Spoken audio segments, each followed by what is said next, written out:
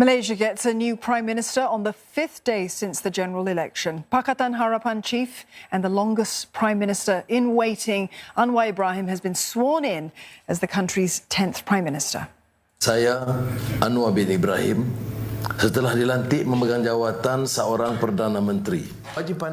Fellow coalition leaders witnessed the swearing-in of Mr Anwar. The King played a central role in breaking the political impasse, announcing his appointment after meeting his fellow rulers.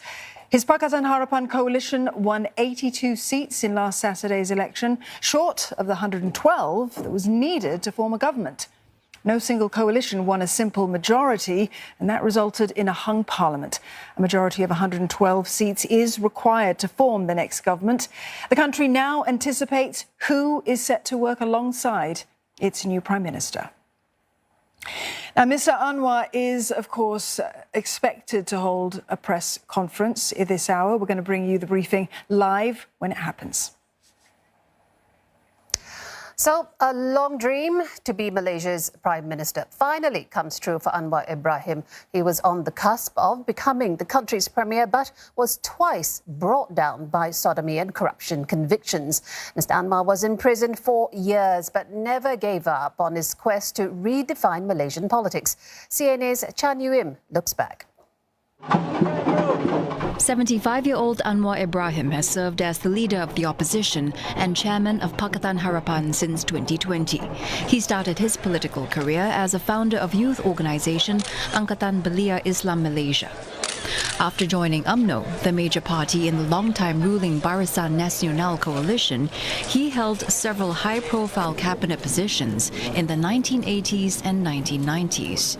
He was Deputy Prime Minister of Malaysia from 1993 to 1998 and was Finance Minister from 1991 to 1998. Saya tidak hak untuk mempertahankan diri.